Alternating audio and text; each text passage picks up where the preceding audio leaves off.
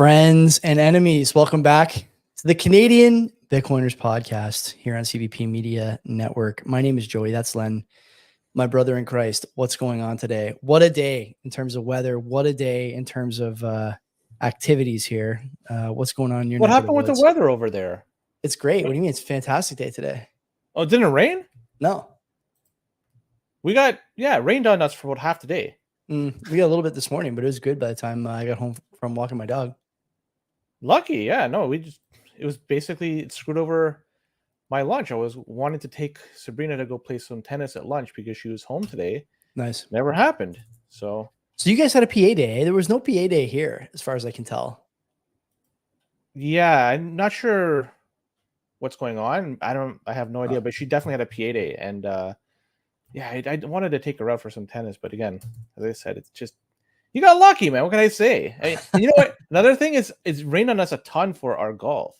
Yeah. And we haven't played all that much because, well, it's the rain. It's just a funny year with respect to my what I want to do outside.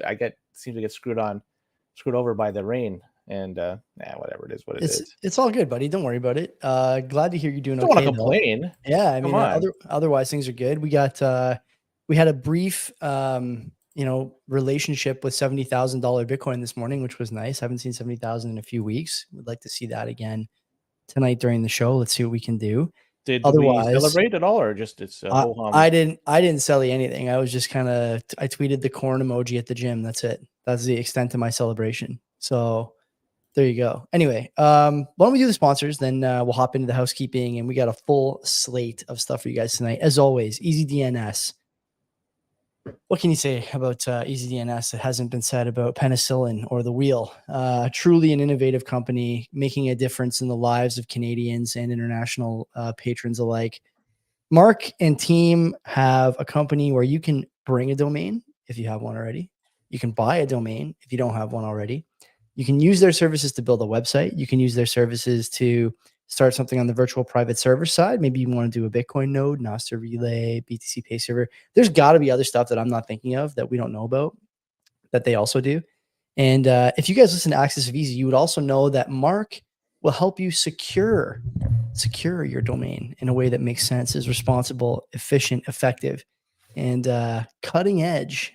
I don't know if Access of Easy is a show where every week I think to myself that it's a good thing we know Mark, because if we didn't, we probably have run into some problems by now.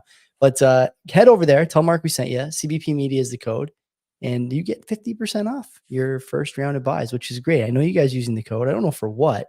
Maybe hoarding domains. I know Len was a domain hoarder. I'm not sure if you still are, but no. I've just started looking recently into some interesting ones. Definitely, I haven't hoarded anything in terms of domain names.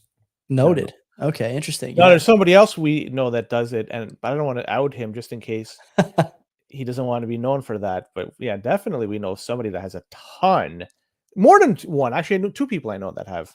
Yeah. But again, I don't want to out them. So anyway, the other sponsor, who is it? Bull Bitcoin. Bull Bitcoin. As you mentioned, the price of Bitcoin hit $70,000 US today. What was that, right? Close to 100K Canadian? Is that we're pushing? Yeah, we're pushing. It's got to be 90. 98, 99, 97, something like that. I'm not sure. I don't really keep track of the value of the dollar, although it looks like we're going to get a cut this week. So I'll tell you, the value of that dollar is going to go down. The value of the loonie is going to go down, which would be fine. But anyway, how about against Mexican pesos? Let's do how many? Let's not go there. Anyways, so yeah, whole Bitcoin. Obviously, since the price of Bitcoin has gone up, you have the opportunity to sell if you want. So you could sell through your on-chain, you could sell through Lightning, but also you could buy, because you're not going to just sell. I'd prefer people buy and do your own research, not financial advice, of course. But Bull has you covered with that. You could obviously buy your Bitcoin through them. But a couple of other things that they have.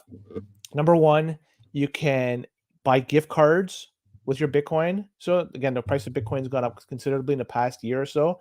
So if you want to start spending that Bitcoin in the real world, you could do so indirectly by buying those gift cards through Bull Bitcoin. And through that, you could spend your Bitcoin indirectly, and you're sort of living on the Bitcoin standard.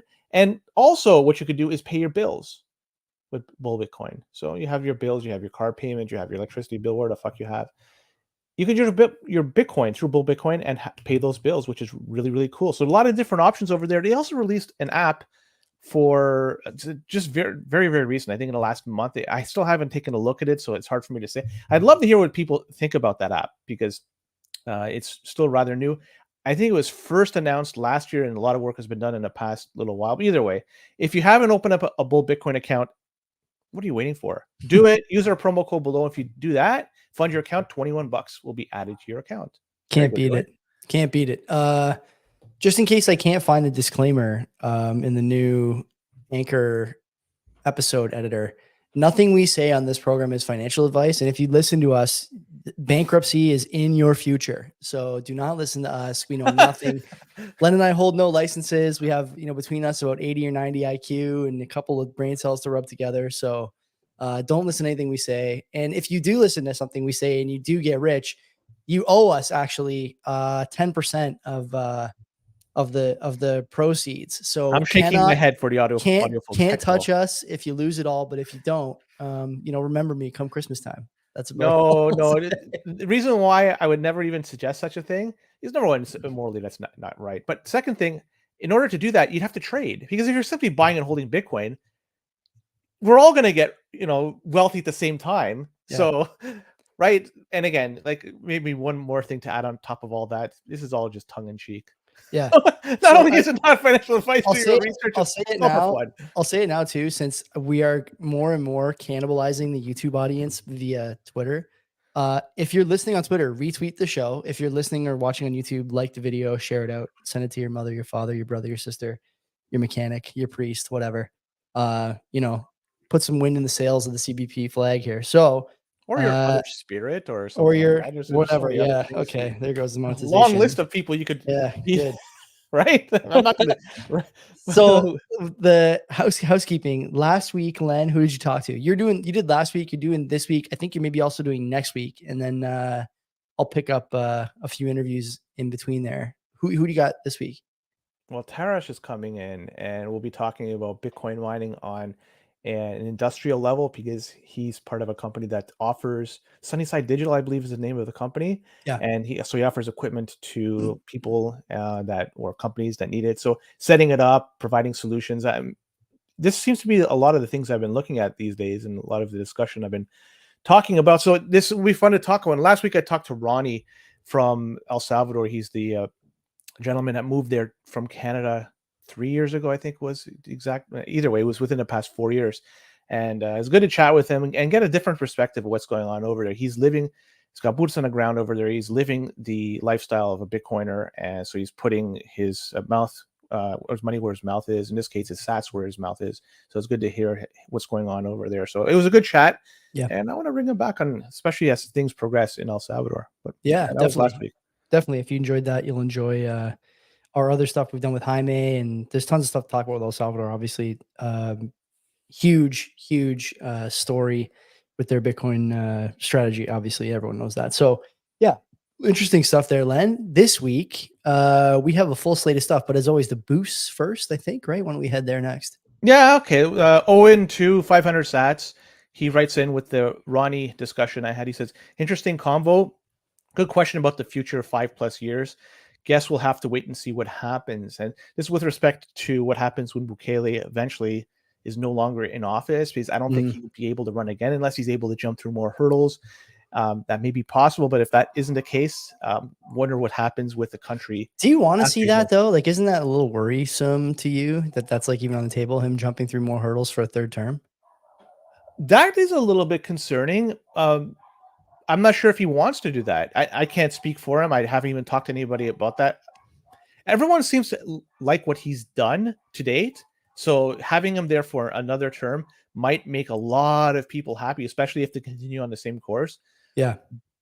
But, historically, if you're in there for too long, things, I don't want to jinx it, but, absolute power corrupts absolutely. And who knows what's going to transpire if he does go for a third term or even beyond that. So either way, 5 years from now is going to be very interesting, to say the least. But yeah, not just there, here, down south, just about everywhere. Yep. A lot of interesting things going on. Rander, 500 sats. He writes in, fuck the CBC, Global, and CTV. Can't stand any mainstream media, honestly. Doom Damazon, 521 sats. writes in, "Thank you for your time." You're welcome. You're welcome. Bitcoin plus food, 1,000 sats, nothing. He writes, absolutely, or she or whatever writes in nothing. So, man, I'm giving you an opportunity to write something, and you know, whatever. Thank you for your CBP growing platform will literally say anything for 1,000 sats. You don't get that kind of value anywhere. No. Doug and Roop, 1,025 sats. He writes, looking forward to joining the 3+ million other Brit males who are neither working nor actively looking for work once fiat continues to lose value to 5 cents per US. So 5 cents per US cent and below. And then I'll be a full-time shit poster. So in theory, while not fiat economically active, I'll be busy. So he's going to be doing his part to do shit post after the British pound collapses. And yeah, this is with respect to a story last week. We talked about there's 3+ million British males that just are not looking to work. And that's, you know, a sizable portion, a measurable portion of their working population, which is very troublesome. I think that's going to go down after Sony's, you know, state of play video that came out last week. I don't think anyone's going to be looking to play video games, at least not those ones. What a dud. Did you watch that? You're a gamer. Did you watch the state of play from Sony last week? Total dud. Embarrassment. Really? Oh yeah. Dog shit. Some of the worst I've ever seen. The guys from Digital Foundry I was listening to today, even them, they're usually pretty even keeled and they just shat all over it. It is true though that the gaming industry really sucks now. Like I said to you before on the show, there's only like 4 games maybe I would play regularly. And it says something that I re-picked up Call of Duty last year for the first time in a while, just because there's no other decent like game to play. You can make the argument that was not decent either. But anyway, funny, the Doug and Roop, he didn't mention the mandatory service. So he's going to be busy whether he's employed or not, right? He'll be volunteering for His Majesty's Royal Army, I guess. Is that the intention of our boy Rishi over there? He's up to something over there. He's up to something in the rain. But you know, a lot of other countries do that as well. That you're forced to, like, doesn't mean it's good. It's still a stupid idea. Well, I'm just trying to say, like, it's not like out of the realm of normalcy. Just other countries do it, and you know, maybe some people will pick up some discipline from that. I've never gone through it, so I can't say anything. But I know in Italy, it's forced upon you. Israel, Switzerland, probably a few places, Sweden, so a bunch of other countries. So whatever it is, I mean, you're forced to do your mandatory service. And do you think all the migrants have to do mandatory service when they come over to Italy? They don't. You have to be a citizen in order to do that, and you have to be a citizen within a certain age group between I think 18 and 27. Well, they're definitely between that age. The question is whether or not they have to do it for other reasons. You know, a story for another time. Let's say I could just speak strictly as per the law, which I know. So I know maybe they'll have them do other things, but I just want to double back. You were saying about the video game thing. This is the worst generation for video game consoles. The consoles have been terrible, I think. What do you think? Yeah. We both have PS5s. I bought my PS5 from you in a parking lot. So yeah. The amount of games that they're rehashing from yesteryear, they're just, oh man. It goes to show you, not only has the movie industry lost any sort of ideas, the video game world has also done that. When they're just rehashing the same old thing and just, it's a repackaged version of some old game. And I understand that works. That's a good idea. But everything's a boardroom game. The guys at Digital Foundry call it. Everything now is clearly a boardroom game. I think that's a great term. It's like a bunch of people who have never built a game or played a game, just looking at data and dopamine receptors and pumping out some shit product. 100%. Oh yeah. Go look. True. I don't know if you haven't looked yet at the state of play. I can't remember what the first game they showed was. This is not CBP material, but whatever. I was listening to these guys today, and now it's on my mind. The first game they showed was a new IP, and it took up like a third maybe of the total runtime of the state of play. State of play is this thing Sony does every so often to put on display the games that it has coming down the pipe. It's like a hype video, basically. Len, they did mostly pre-rendered video. Like it was all just fake, no gameplay. And then when they showed the gameplay, it just looked like Overwatch. Like just garbage gameplay, garbage story, garbage shit humor. Great example of a boardroom game. Like they take a formula they think is going to work and they just drop it on you and hope that enough kids are obsessed with the shiny colors and explosions that they get mom and dad to buy the game and another $50 worth of skins on top of that and call it a day. It's just unbelievable how dog shit the games are. They are coming out with a Super Mario Galaxy style Astro game, which you may be interested in. That was the thing they used to show you how the sensitive triggers worked. Astro games are good. That game is going to be huge. Apparently, it's like 80 different levels or something like that. It's enormous. Yeah. Astro game, they're very good. They do a good job with that. That's a Sony exclusive, and they build it in house. And I like the fact there's two things I just want to mention before, if you want to get off this topic. Number one, it's a good thing that Xbox and PlayStation are both backwards compatible with the previous generation, because if they weren't, they'd be absolute trash. And the second thing, all this what I said doesn't apply to the Switch. The Switch, they have way better games, in my opinion. Yeah, and Nintendo IP is unbelievable. Yeah, just the Zeldas, the two Zeldas alone are system sellers. But yeah, that's all I got to say. All right, great. We'll talk about that more on the first ever CBP video game podcast coming out next week. Look forward to that. That would be a one and done deal. I don't think we'll go any further than that. Joey, do you want to talk about ocean mining? Sure. Which choice do I have? You're in charge of the stories, so let's talk quickly about them, very, very quick, because I think because we're talking about El Salvador, I think it's a good opportunity to talk about ocean mining, because they formed what they call an international hub of business development. I'm not sure exactly what that means, but this hub is going to be located in El Salvador. It's, from my vantage point, this is a rather interesting move, because ocean mining, they're a mining company, mining pool. I'd love to know what business development they're going to be able to take advantage. What opportunities exist for a Bitcoin mining pool. Granted, I'm looking at with my blinders on through the basement. I don't have the same type of grand scope that they do, but it's hard for me to see what it is that they're going to be developing into. But I'll leave it to them. They've been very good so far. They've been very good actors so far. Things could change. Who knows? But anyways, El Salvador, they are slowly becoming a hub for Bitcoin-related companies. So this is not the only one that has moved there or started setting up shop. Another one that immediately comes to mind is Strike. Remember, they moved their headquarters? I think from Chicago it was initially. Yeah. But either way, it was somewhere in the mainland United States, and it moved over to El Salvador. So that was just about a month or two ago. But so now I'm going to go to what we talked about earlier.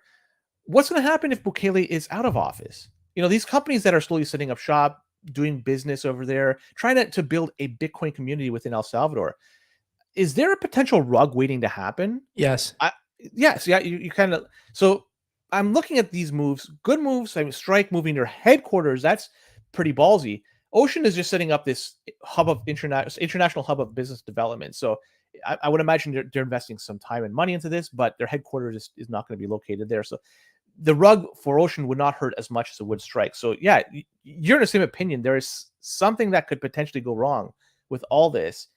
Not to say that it will, but the chances are greater than zero. I think the chances are pretty high. Like, wow. Okay. Yeah. I mean, think about. I don't want to get into Mexico, but we're going to get into it. Okay. So strap in. Mexico has 37 candidates murdered, I think, in this cycle. Did I see that right? 37 different candidates for president murdered during an election cycle. And they end up electing a climate scientist as a president. It just seems incredibly unlikely that Mexico would elect, I'm putting air quotes around that, a climate scientist.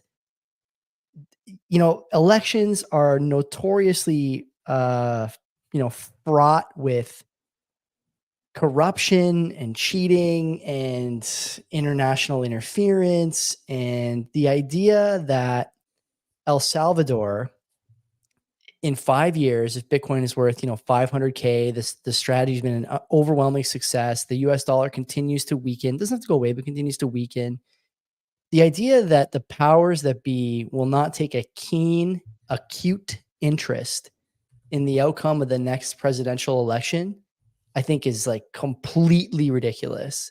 And they're going to rug pull Bitcoin in El Salvador for sure.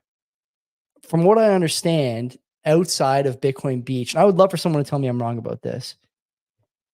From what I understand, Oh my god, this spicy water is giving me burps here. The guys, but The AHA waters are so good, but man, you just can't help it. I never heard of it. Oh, it's great. It's great. Shoppers Drug Mart brand. Anyway, That's a thanks. copyright Thank you. infringement. Thank you, Galen. So anyway, the thing like that people don't think about, lost my train of thought. The election in El Salvador, the next one, is going to be significant. There's no way that everyone's just going to sit by, everyone being sort of the, global powers. They're not just going to sit idly by while this country that was, an IMF debt slave emerges as a shining beacon of exactly how to get out from underneath the IMF's thumb. Victoria Nuland is waking up with cold sweats thinking about how she can start a war or a coup d'etat or whatever over there.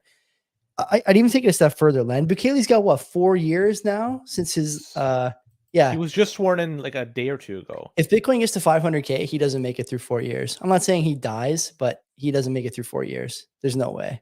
And like I was saying before I started burping, my understanding is that outside of Bitcoin Beach, like the El Zonte area, there's not a lot of Bitcoin adoption in that country.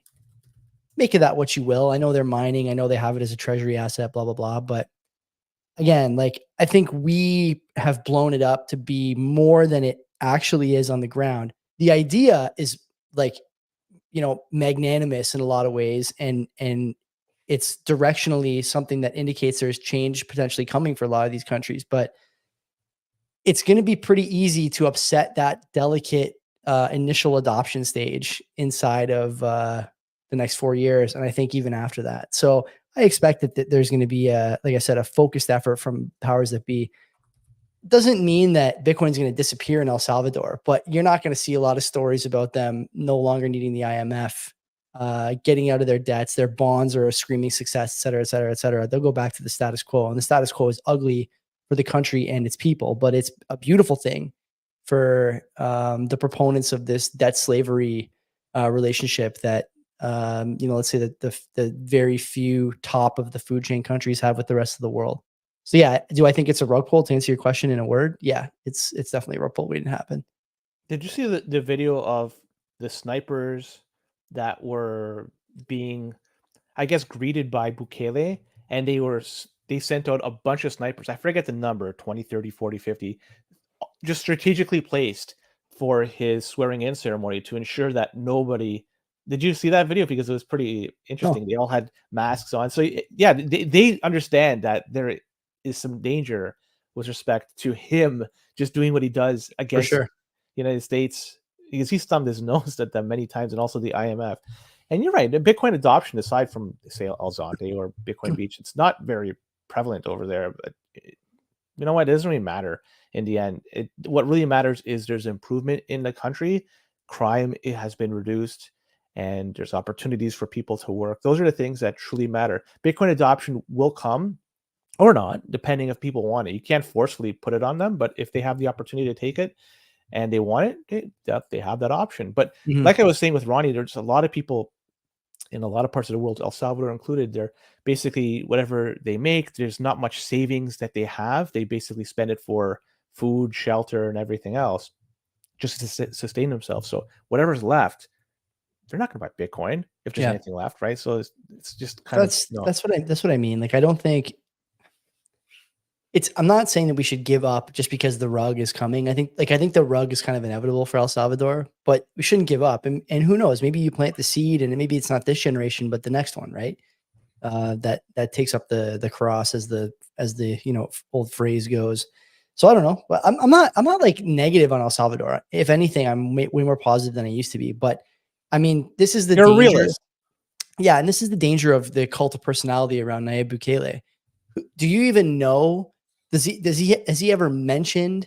Has anyone ever looked into or thought about or considered or looked forward to who might take the mantle from him and carry this on? No. No one in Bitcoin has a name. Not these guys who pump him up all the time, celebrating the bond prices. Not these guys all the time who podcast about how, he's in tight with Max Kaiser and Jack Mallers is there in a suit. None of these fucking people have given this any thought. They are, it seems to me, looking more for clicks than they are for competent plans. And this is what you get. You get a guy who's become more of a celebrity than a guy with a contingency strategy. And so the other question, Len, if he doesn't have a contingency strategy or hasn't talked about it, is he in it for the Bitcoin or is he in it for the celebrity? No, I think he's in it for neither. If I have to guess, and I could be proven wrong with this, he's playing 4D chess.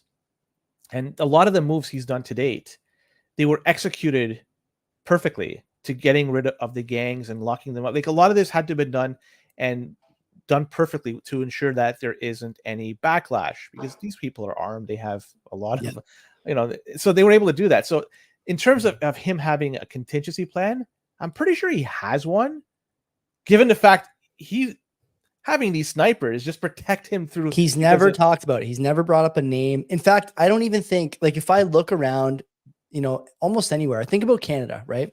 Mm-hmm. Canada's maybe not the best example, but it's the easiest one to look at. Even if I don't think that Trudeau necessarily has a contingency plan for when he loses at the ballot box next year, if he loses, not a guarantee. I suspect he will. Let's pretend he does. I don't necessarily think there's a thought on his part that he's grooming someone for the position of Liberal Party leader. But I know who the 5 people are. One of them is going to be the Liberal Party leader, right? I can't even do that in El Salvador. So it's not like I even need Bukele to tell me that he's grooming somebody to take his throne. But there's not even another person around him who I can point to and say, yeah, this is a likely candidate. Now, maybe that's just me not paying enough attention. Maybe if I was like local there or watching the news more with stuff like that, I'd see it. But in Bitcoin, there is a pretty good, we have a pretty good idea about stuff like this most of the time. I haven't seen anyone talking about it either. So I don't know if you're in the chat and you see it or you hear this week, you see it or know it, tell me, let me know. But as far as I can tell, there's no one. A potential, because he did step down as president for a brief time. Yes. He was reelected. The person who took his place was somebody that he trusted. I'm not trying to say that this particular person may be the heir apparent, but let's start with that person and see what's the connection. That person, is there going to be longevity? I don't know. So I who the heck really knows? So El Salvador, we want to do the CBP field trip to El Salvador, Joey. That'd be fun to do. Do a live episode from the beach. I'll be surfing. I have to learn how to surf. I'm looking for any excuse to be at the beach with my shirt off. And so you're not going to really see me doing a lot of podcasting if we go. I'll be on the board there. No matter how many times I crash, I'll always look good coming out of the water. I've practiced that many times. So it's a hard thing I've tried wakeboarding and it's kind of close. Anyways, Riot, let's talk about them. This is a big story. Under sort of reported story after the day that this came out. Maybe not. We'll dive deep into this because they've made waves this past week because they have announced they would like to buy up Bitfarms. And this is all a proposal. $950 million is the price tag. And so the price they wish to buy per share for Bitfarms is $2.30 USD. Mm-hmm. And as of this past weekend, the price per share was $2.27 USD. So it's within the realm of that. I don't know what it is today. It traded today, but I didn't get the price either way. So buying Bitfarms would make Riot, they're already a very large company, but this would make them the largest publicly traded Bitcoin miner in the world. The video quality is looking crisp tonight. I don't know what's causing it to make it look good, but either way. So apparently this proposal was privately offered to Bitfarms. Right. So this came out and it was public, but apparently they first came to the people at Bitfarms and they gave them this proposal back in April. Yeah. But Bitfarms board rejected it. And should there be a path forward for this in one way or another, Riot would then have mining operations in countries like the US, Canada, Paraguay, and Argentina. Mm-hmm. And all this would be under 2.2 gigawatts of total power capacity and 52 exahash of total hash rate. Those are two numbers you can't discard. Now, the question I have, if they do buy Bitfarms, for instance, and to become the biggest publicly or the largest publicly traded Bitcoin miner, is this a step in the right direction to have bigger Bitcoin mining companies, these big ones, amalgamate to become even bigger? It seems like to me, it's a little bit of centralization, but this isn't open to market. So participants could do whatever they want as long as they make shareholders happy and operate and comply with the laws. But with respect to Bitcoin mining, seems like a little bit of centralization, but I'll be talking about how this may not be total centralization in the next story. But let's stay on the Riot thing. Like, what's your thoughts on it? This is a hostile takeover attempt. If you, I mean, I'm not an expert in this stuff, but boardroom etiquette is fleeting in this example, and I'll tell you why. Riot taking an offer to Bitfarms board in April and being rebuked, whatever the word is, and then taking it public a few months later or a month later is an example of what I would call sort of, a hostile takeover, an activist board trying to get things done. And so what happens normally is if you can't convince the board, you convince the shareholders. The problem with Riot shareholders and Bitfarms shareholders and all this stuff, how many people holding Bitfarms and Riot really care whether or not those two outfits merge from a mining centralization standpoint? 30% of the whole shareholders, it's small. It's a small number, right? And yeah. So or it's like the below the lowest integer. I think it's as close to zero without being zero. Yeah. I'll say that. So like the thing that I would point out is that shareholders are mercenaries when it comes to the per price or the per share price.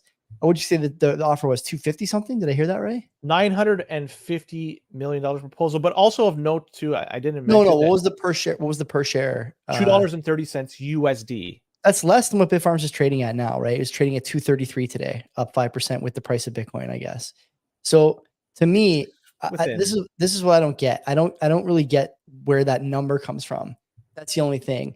I know, and Boomer's mentioning this in the chat, there's some beef between the ex CEO of Bitfarms and the company, and it's like this kind of Young and the Restless drama that's playing out behind the scenes with a little bit of a glimpse into what's going on through stuff like this. From a centralization standpoint, though, Len, as far as I'm concerned, yeah, it's bad. Of course. How many times have you and I talked about this? We disagree on a bunch of stuff when it comes to mining, like out of band transactions and what miners should allow and whether Ocean's a good idea or a sustainable business model. But we agree on this, 100%.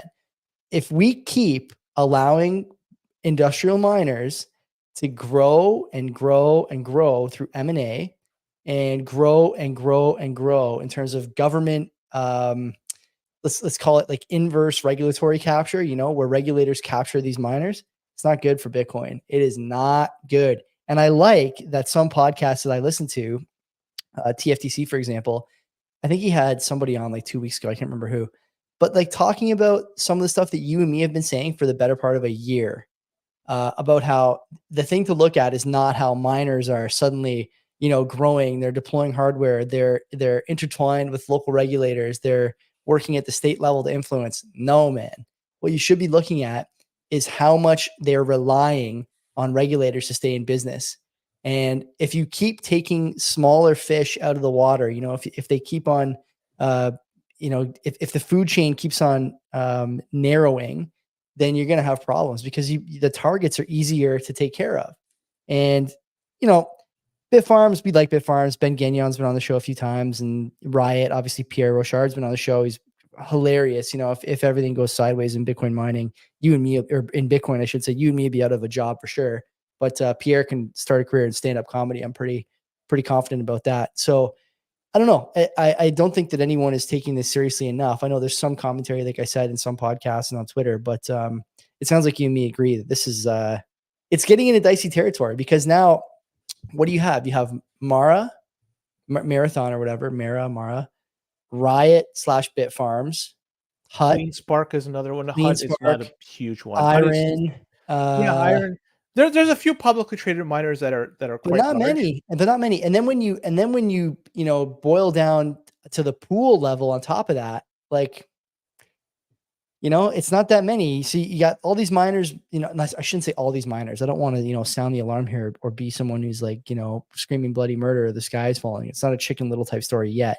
But when you think about the proxy mining pools all just going to Ant, allegedly, the miners centralizing through M&A, and also through honestly then through geography, which people are not talking about enough. If you ask me, like miners are all sort of migrating operations or opening operations in quote unquote free states. Like, you're easy. It's easier to take somebody out if you just have to deal with one local government, one local set of policymakers, and it's a little worrying to me for sure. But like, what does it does it matter to you long term? It doesn't change your No, conviction. It doesn't change that's my why. conviction. It's just it's No. annoying that people can't see the obvious problem here. And Well, again, it makes me wonder, where are the priorities here? I would love to hear. I would love to hear how Pierre Rochard thinks about this, because come on, you're gonna get a slanted and no, biased no, viewpoint. I You're know, but not. I think honestly, if you ask him, he may say that it's bad for centralization. My curiosity is, how would he square the circle? Does he, or would he square it? Would he just say, yeah, I wish Riot wouldn't do this, but the shareholders are demanding it, or whatever? Like, that's a whole other story. I think Pierre's a square dealer. He may actually say that. But No, see, like I said, this is heading in the wrong direction. But the next story is going to kind of help solidify that it really isn't that bad. So before we even go there, $2.30 is what they're going to be buying. They're offering to buy Bitfarms. Joey, when is yeah, the last time Bitfarms was at $2.30 USD? Take a guess. What month? today. Besides today.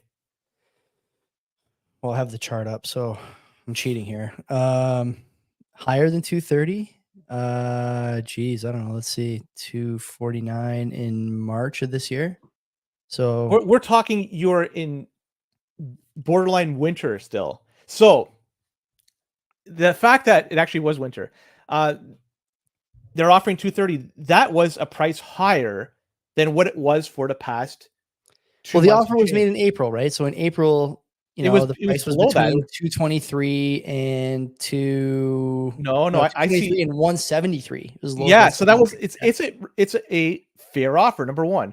Number two, Riot is 9.5% owner of Bitfarms' outstanding shares. Mm-hmm. So they're the largest shareholder right now of Bitfarms. So it's not like this came out of nowhere. This has been a strategic move for quite some time. Yeah. So is it a step in the right direction? Probably not, but it's not as bad as I think it is, or we think it may be. Because if you look at, number one, the network-wide hash rate, there has been a significant drop-off after the halving. As I suspect, this is my opinion, older and inefficient equipment was unplugged after the halving. But if you look at the past couple of weeks, you're going to see that we're back on the rise in terms of overall hash rate. The next difficulty adjustment is going to take us up another notch of 1.5 to 2%. And 2 weeks ago, we had another notch up. So this has been steady for the past few weeks. There's more equipment being added onto the network. So it makes me wonder if companies that are specialized and specifically mining Bitcoin, stuff like Bitfarms, for instance, they're taking a hit as the expense of mining goes up. But companies or countries out there that have access to previously stranded energy, they're simply starting to monetize this. We've mentioned a few stories: Bhutan, Ethiopia, Kenya, El Salvador, Argentina, Oman, Qatar. And if these are just a few that I've remembered that they have announced that they started mining Bitcoin. There could be a bunch of others. Russia, who the heck knows? So how many other countries out there are doing the same? They're mining Bitcoin because the hash rate is going up. Somebody or something is plugging in a lot of equipment to make the hash rate go up. Also, oil and gas companies too. They may also be taking advantage of it. So with that being said, they may start amalgamating some of these big publicly traded miners, but hash rate goes up. Mm-hmm. Somebody's mining, somebody's plugging in equipment. So it may be more centralized in the publicly traded sphere, but overall, I think it's still very much decentralized. You think, eh? I'm not sure I share your conviction there, but I understand where you're coming from. I think what we really need, like it seems to me like we're kind of chopping in terms of mining centralization, like we're talking about how hash rate's going up. People are deploying miners. They're online somewhere. We don't know where all of them are. That's good. But then I see the M&A stuff, the major miners, the ones who really, by the way, influence policy around Bitcoin in the United States, or are influenced by the United States government in terms of policy. I see them getting closer together and closer to government. That worries me. The thing that's going to break us out of this, Len, is a country announcing they're mining Bitcoin, and not, the Kingdom of Bhutan or whatever, like a G20 nation announcing they're bringing online some kind of Bitcoin mining. or a major oil producing nation announcing they're bringing online some kind of Bitcoin mining. That's going to be the thing. Oman? Whatever. I don't think it's enough. I don't know. Do you think it's enough? No, it's never going to be enough. But are you going to ever hear, at least at this particular moment, I think it's inevitable we will hear, but I don't think we'll hear it for the next while. You're going to hear a Canada. It'll never happen here. We just don't have the foresight. You never say never. It may happen. Yeah, maybe. I mean, if Pierre surprises, but I don't think the Trudeau government is going to be able to do it, mostly because they're tied up with all these other priorities, right? Like even if the Trudeau government wanted to, it just seems unlikely. And I think a lot of governments around the world don't necessarily, it's not that they don't like Bitcoin. It's that something has to give in terms of their policy platform. And in an election cycle, the risk reward for announcing you're going to put, Bitcoin miners online, it doesn't make sense. So I don't expect to see it in the next year or two, but yeah, I think much longer than that. I'm 10 multiply years. it by 10 maybe. Yeah. 5-10 years, something like that. You might start seeing whispers. But it's inevitable. You'll see, like it is inevitable. It is inevitable, and that will be the thing that moves us out of the centralization sort of rut that we're in now, right? I think on the chart, right? If I look at centralization, it is chopping, but I think it's on a downward trajectory. Like it's becoming more centralized than it should be. And I think a lot of people are seeing this. The other thing too to consider, Len, is when you get all these guys who are acting only in terms of fiat interests, you're going to get more out of band transactions, and that's bad too. You're going to get more people trying to enrich themselves with tricky accounting on the financial side, and the other thing to consider too is the miners. Like when you look at the miners, they're net sellers of Bitcoin by default, right? And so, what you want is diversity in the times these miners are selling, I think, a little bit. And if everyone is, operating on the same plane and using the same, the same math to figure out when to sell, you're going to get a lot of pressure at these local tops, and they're not going to wait till the bear market to be forced sellers anymore. I think they've learned that lesson. And that's why I think, like, one thing we always talk about, and Zero Hedge tweets about this all the time, how, Bitcoin's rallies get stomped down by selling in the futures market. But I think the other thing to consider is that miners are, as you mentioned, they're hurting for cash now for the next little while the halving kind of, finds its footing. And these guys are going to be selling tops all the time. They're going to be selling tops all the time. We just finished a quarter. So let's see in the next sort of reporting period, what these guys say about whether or not they sold at the 74,000 high or 73,000 high. What's your guess? My guess is that a bunch of them sold a bunch of Bitcoin at those highs, and they did it because that's the rational thing to do. And maybe they also did it because that's what the shareholders wanted. And so, like, when you put all this together, you get these guys doing things that are net negative for the price, and I think net negative for the hash rate. Maybe not in absolute terms of the power of the network, but it's not the same. It's like not as valuable a number if it's all coming from 4 miners in 2 states in America. Like it's just not. I firmly believe it's a miss. At some point my prediction here is that at some point we'll start talking about exahash as a misleading statistic, because it's going up forever, sure, but like, is it really going up if it's just coming from the same 5 companies in the same 2 states in the same country? But it isn't that, Joey. The publicly traded miners last changed, they made up about 1/3 at most of the overall hash rate. Yeah. So based on that, Texas, it maybe makes up half of the overall hash rate. Of the overall hash rate from the publicly traded miners. Mm-hmm. So it's really not that, like, it is a big slice. That's a lot. It is. But if you're talking about all the other ones, and I think it's becoming more and more prevalent that they are becoming bigger players. Look, I'll say this too, because I don't want to miss this point. All Bitcoin miners, or just about all of them, maybe a few aren't, but I think 99% are fiat driven. That's what they're there for. Sure. That's what they're there for. They're there to make a buck. So they're trading in their work for some money as a result. It's their legal responsibility to make a buck. I think that's and I'm fine with that. I respect that. That's where they operate. Now, in terms of being solely a Bitcoin miner, I think this is going to be something that is eventually going to disappear. Hmm. They are probably always selling. I don't think they're selling just to tops. I think they're always selling because they have to pay for expenses. So they're selling if the price of Bitcoin is today around 70,000, and if the price of Bitcoin is 50,000 tomorrow, they'll be selling it at that time too, because they have expenses to pay and they can't wait another month to pay that, or else they Yeah. get shut off. Yeah. So there's always a constant sell. But if they're only mining Bitcoin, they are wholly reliant on the price of Bitcoin to make ends meet. And if the price of Bitcoin goes up, good. If the price of Bitcoin goes down, bad for them. So other companies like oil and gas, for instance, or even countries that start doing this, this will be a division of the overall company. So if things go well in that division, the company as a whole benefits.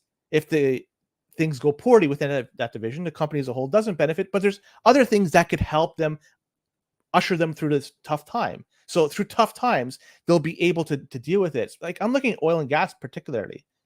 And if you have somebody, I think it was Boom Dust mentioning Exxon. Imagine they got into this, and they probably are, but they do it on a bigger scale. If the price of Bitcoin goes down, does it really impact Exxon's bottom line in the end? No, not really. No. But the price of Bitcoin, does it really impact? But no, it's just part of their overall their company, the makeup of their company, and that's where it's probably going to be moving going forward. These specific companies that mine Bitcoin, eventually, they're not operating at a net gain. They're all operating at a net loss. How could you sustain this forever? Yeah. The piggy bank of selling more shares to eventually that fucking runs dry. You can dilute. This ends eventually. My prediction: those companies are going to eventually go tits up unless they somehow have other things to keep them going, other ventures. But specifically Bitcoin mining, I don't think that's going to be there for the long term. Maybe 4 or 5 years, maybe 10 years, but long term. You're almost there. The other venture isn't data centers or anything else. The other venture is the government propping them up, and they become sort of nationalized. I think that's the rational endpoint for me. It's not that they're going to start doing fucking Minecraft level hosting or whatever. Like they may, but the end game is, if this thing really takes off, they'll be nationalized, and there's almost no choice, because unlike gold mining, which is resource and labor intensive, of course, but Bitcoin mining, like I've said this before, a government running a gold mine is hard because they don't have any expertise, and running a gold mine is difficult. A government running a Bitcoin mine is a lot easier. Everything's already plugged in, everything's already running. You nationalize the facility, you nationalize the power that they're using, and Bob's your uncle. That's it. The party's over for you. Your day is done. And so I think that's the thing that's going to keep them up. It's not that Bitcoin mining is an unsustainable business. It's just an unsustainable private business. And as we know, there's many unsustainable public businesses that, that's an oxymoron, I guess, in its own right. But many unsustainable public endeavors that are kept running and kept operational because they benefit the jurisdiction in which they operate, or the people benefit from it. And in this case, I think the answer, kind of contains both those points. And so that's the thing that, also worries me, that it's not just about, the relationship and the cozying up and the centralization of power. It's that it's a nationalization target. I think it's that's a rational step, in my opinion, that they would do this.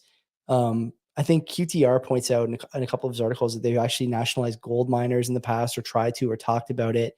And probably they stopped because it's not palatable. But I don't know, man. People who don't have Bitcoin hate Bitcoin. Governments who can't tax Bitcoin hate Bitcoin. And I've said this many times that, the number of people who will vote for this stuff is growing by the day. And so, at the slave suggestion box, as our buddy Ragnar likes to say, it's easy to conceive of a world where everybody votes to nationalize Bitcoin miners, or for a party that wants to nationalize Bitcoin mining or whatever. Like the thing. I think the point is, you and me may disagree on sort of the fringe here, or the outside, outside strike zone here. But at the end of the day, we both agree that all this stuff is possible, and preparing for it is important if you're a Bitcoiner. And so how do you prepare for it? I think, Boomer said in the chat, he sold all his mining stocks. I don't know. Is that a good idea? Maybe. Is it a good idea to buy mining stocks knowing that the government's going to prop it up? Maybe. Or do you just buy Bitcoin and, sit quietly in your basement like Len and I and wait, for the meteor to hit? Maybe that's the answer. I'm not sure. But there's a lot of things that are possible here. Trip Aces in the chat talking about nationalizing Bitcoin mining and paying UBI. Maybe, I don't know. Who knows? Like nothing is off the table. We've seen crazy stuff happen in the last few years, and I expected the craziness to continue. Quite honestly, I think betting against the craziness at this point is the wrong bet. Which the only almost thing you can never do been the case. the only thing you can do, my opinion, could be wrong. Buy Bitcoin, stack it. Yeah, There you go. yeah. Who cares about the craziness? The Stack your craziness stats. helps Yeah, you. stack your stats. Yeah. Yeah. And if it ain't Bitcoin, if it ain't Bitcoin, you can't live in it. What the fuck you doing buying it? Yeah. You go long the craziness, I think, right? That's the you do it by buying Bitcoin. I think that's true. Not financial advice, of course, as I mentioned many other times. Yeah. 2 more stories. We're kind of up against closing in an hour. I want to get these 2 in. Semler Scientific Inc. They made some waves this past week because they bought some Bitcoin. They're okay. They're a publicly traded company. They announced they bought Bitcoin on May 28th this past week. They're listed on the Nasdaq under the ticker SMLR. Take a look at it if you want. So these guys, they followed in the CBP footsteps. Also, MSTR added Bitcoin to their treasuries. Good for them. They bought 581 Bitcoin. This was for an aggregate amount of $40 million from what I have here. I didn't confirm this, but this is from the article.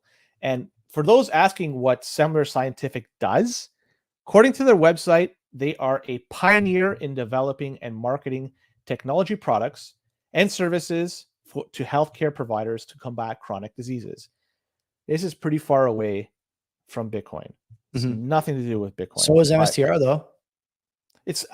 You could kind of make an argument because they are a technology company. There is the slightest of overlap. The slightest. This being providing services to healthcare providers to combat chronic diseases, there's zero overlap. You might as well be on the other side of the spectrum. But they must have been orange pilled hard because they bought some Bitcoin. And without any more news, the only thing I could find from Semler Scientific was that they bought Bitcoin. Their stock price jumped from around $23.50 to around $31 when it was announced. It's since has settled to around $29. I don't know if it's gone up today, but it was $29 on the weekend. Still a nice gain for those who played the market. And I just want to drive home the point that investors or traders or both seem to like this type of news. Buying Bitcoin, and it seems like a good method to temporarily pump the price of a company. This can only last so long because I would expect investors to punish the company, the price. If the Bitcoin price of Bitcoin drops hard, then the price of this company obviously is going to drop hard. Look at MSTR as an example of how volatile it goes as per the price of Bitcoin. So this is something that works as long as Bitcoin goes up. When price of Bitcoin goes down, this is really going to hurt them. So, but what I'm looking at here, there are a lot of zombie companies out there, a ton. And how much longer before a bunch of them start following suit here and make an announcement that they too have bought Bitcoin? I suspect there's going to be a lot of shadiness to come around alongside it, because if there's going to be a potential short-term pump, you got to kind of figure out what's going to happen. But either way, investors seem to like this, and I think they're going to potentially start demanding companies to do this. Yeah. If they see that there's examples here, and I got another one in next story, of buying Bitcoin, pumping up the price, why wouldn't investors want this? They want to get the maximum gain from their investment. Is this good long-term for an investment? I'm not going to say, but short-term seems to work. Yeah, I like it. I think it's a great idea. The Bitcoin strategy, Bitcoin on the balance sheet for miners doesn't make sense because you're forced selling, right? You're not really a cash flowing business in the same way that Semler Medical or MSTR or Metaplanet or whatever, company XYZ is cash flowing and is able to deploy some of that free cash flow into Bitcoin every quarter, every month, whatever. To me, like it's hard for me to understand how all these companies talk about in their quarterly reports, their quarterly conference calls, we were affected by inflation. That should be a word. That's actually a great term, by the way. Inflation. I love that. Inflation and debasement. Basically, they don't say debasement, but they do say all the time, like currency headwinds. which is just debasing the dollar.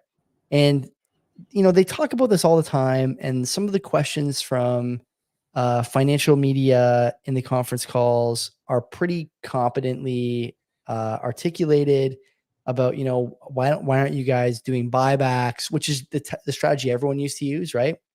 You have cash. It's a melting ice cube, as our buddy Simone likes to say.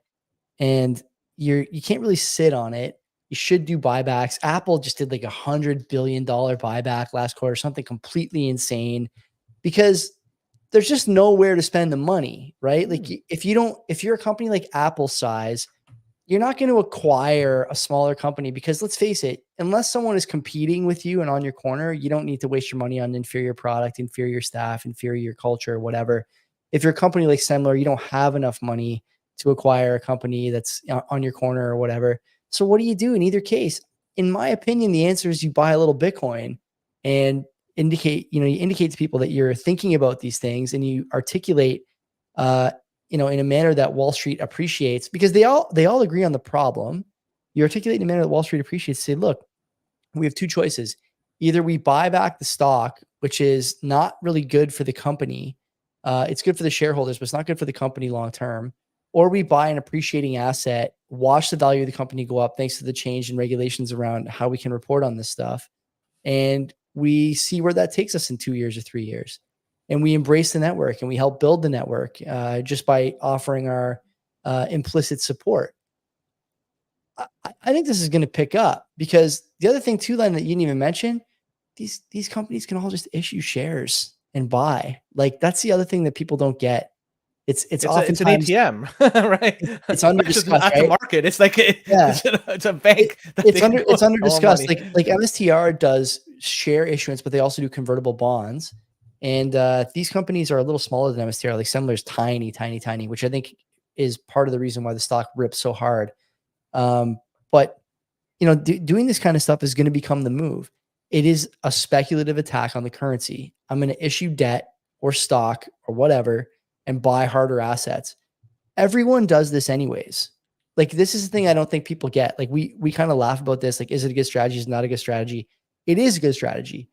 Not everyone buys Bitcoin with the stuff they issue, right? But I mean, look at like the Burr method in real estate. Everyone just takes out loans and equity loans over and over and over again to buy the hard assets, and just ride the value of the hard asset and do it again and again and again, because the debt is the asset in that environment. And it's the debt that is the asset in this environment as well. Who gives a shit what these guys make? I don't know if they make cafeteria trays or microscopes. It doesn't matter to me. What matters to me is that they have some kind of vision here as to what the company could be if they start investing in a hard asset for their treasury, and they're doing it. So kudos to them. It's probably easier to do in a company that size. I appreciate that, but I think it's going to become the playbook more and more frequently here going forward. Yeah. It's not buying ETF, it's buying a spot. And I've been saying this all along. Companies could do this, and companies are doing this. Another one, Metaplanet. It's a company I said we shouldn't commit its name to memory. I was fucking wrong. Yeah. I've been proven wrong on this one, because they announced they bought more Bitcoin. This time around, they bought an additional 250 million yen worth of Bitcoin. That's around 1.5 million USD. They're on it, Bitcoin. Man. They're on board. Like, they are a significant treasury holder of Bitcoin now. Did you see their stock price, Joey? Or I could give you numbers. Tell me, what is it? Yeah, I haven't seen it.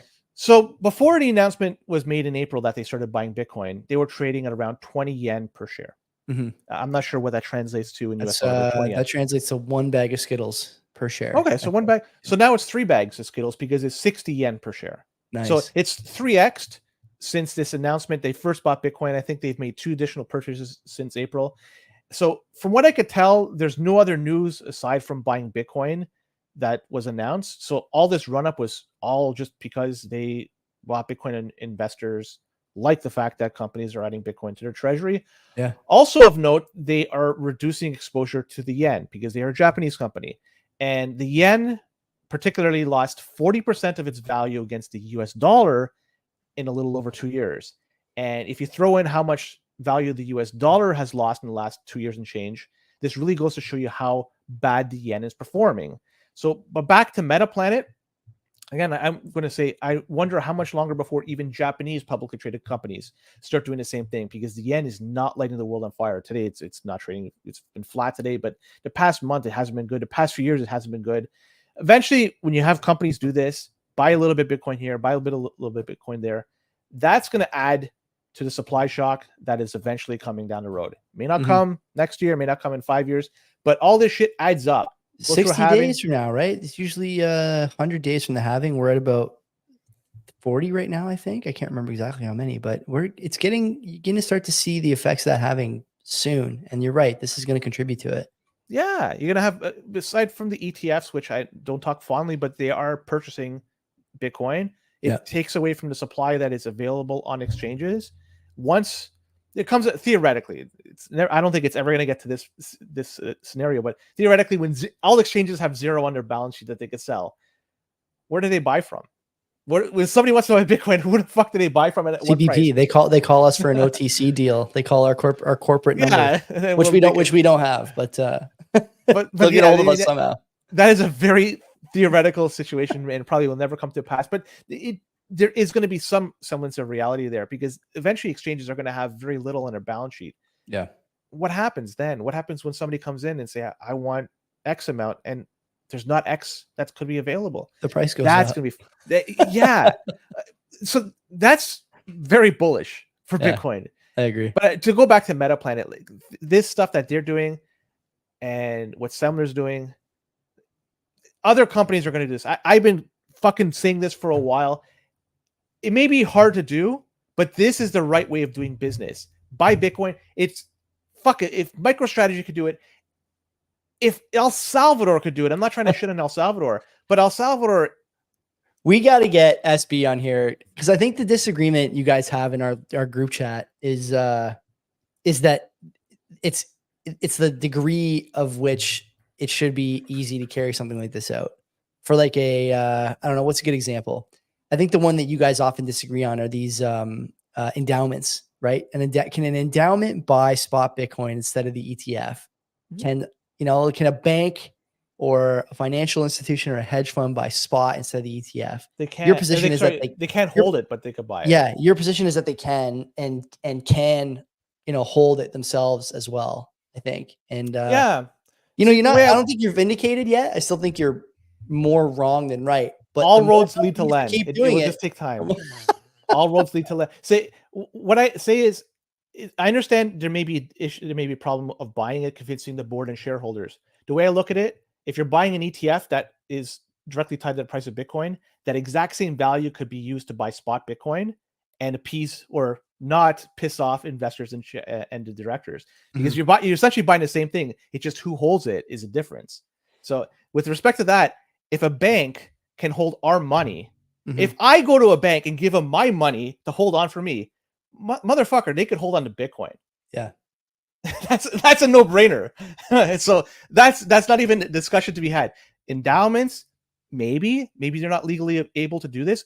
I want to look at.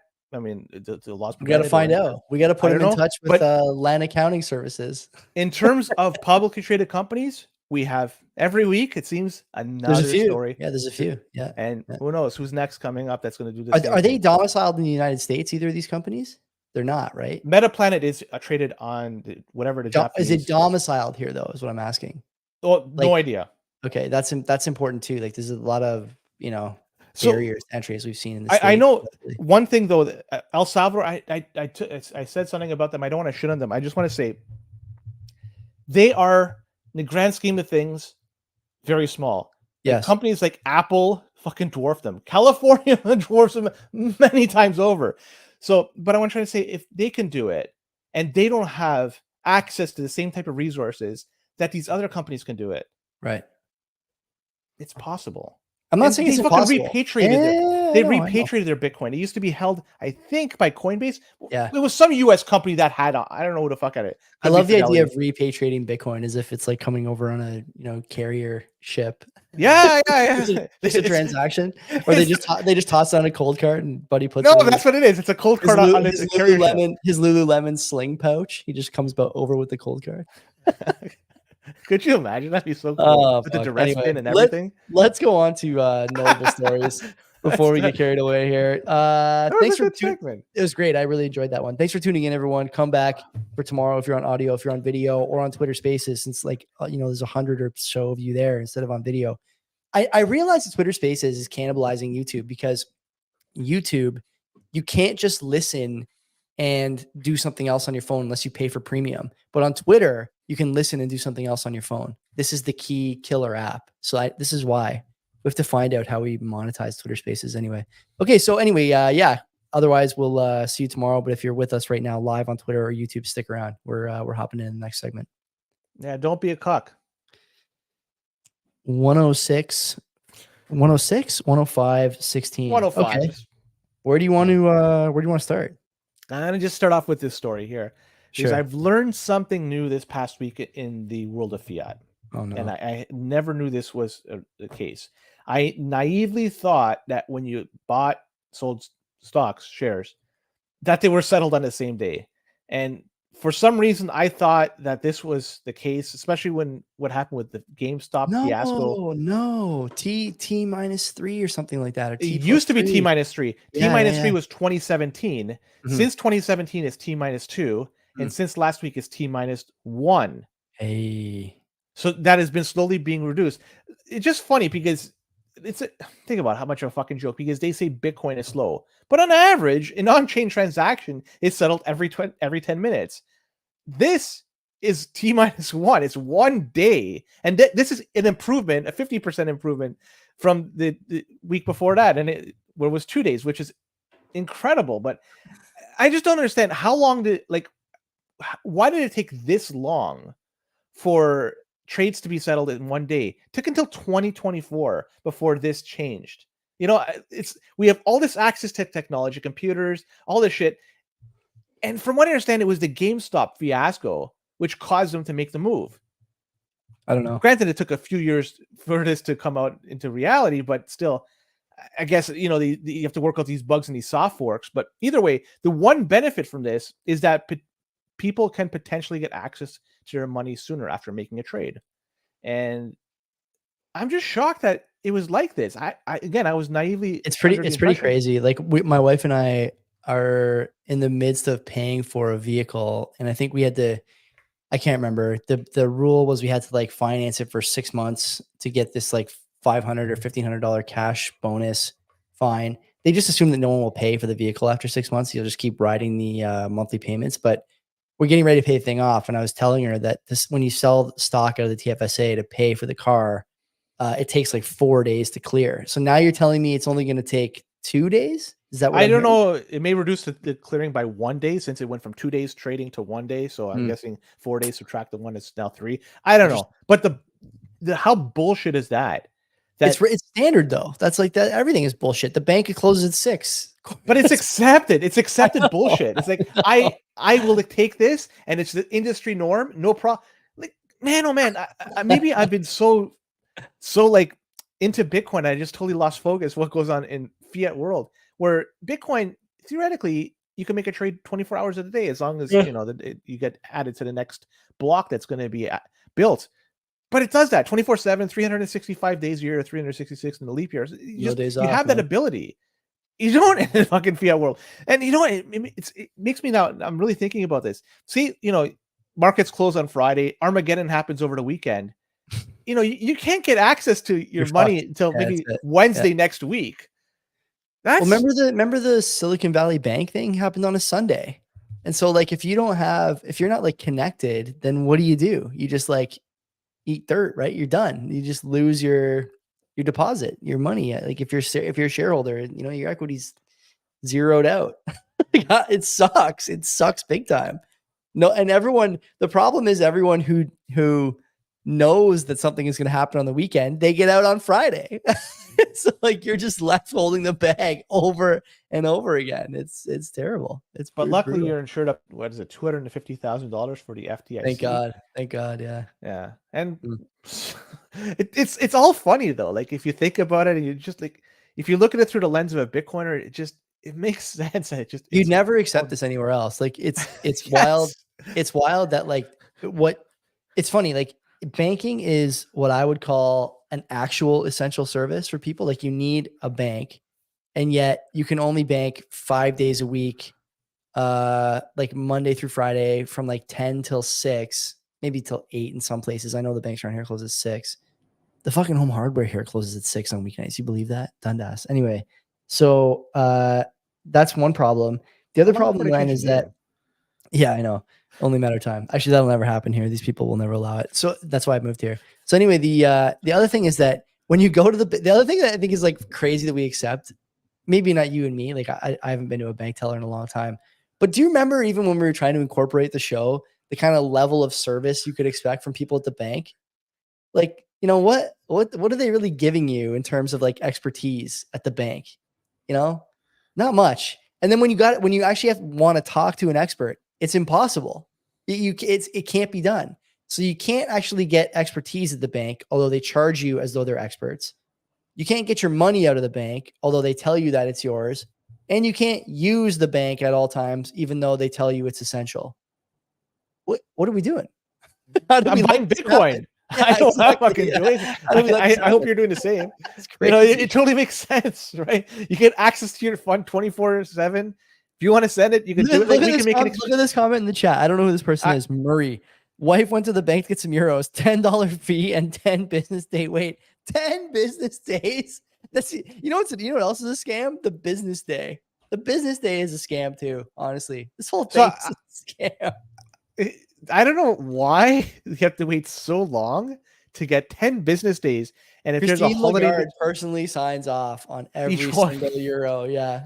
Because, you know, if there's a few holidays in between, you're talking like 2 weeks and change. Christmas, right? Like, yeah, like, holidays and crazy. You're not going to touch that till February. Yeah. And there's holidays here in Canada. Like every month there's a long weekend, right? Sometimes there's 2 long weekends in a month.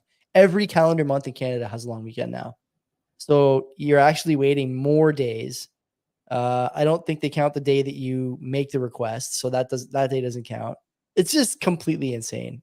Anyway, whatever. It doesn't matter. Good luck out there for people who are using banks. Get off the bank ASAP.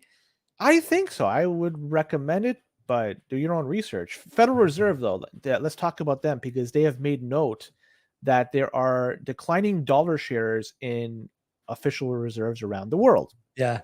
And this is a great story. I love this story. Well, now we've suspected this for quite some time, but now we have some official wording from the Federal Reserve. I think the New York Fed was the one that released this statement. But so it seems like countries like China, India, Russia, and Turkey are in the process of scooping up gold, and they are at the same time reducing their US dollar balance. So you do the math there: less gold, more US dollars.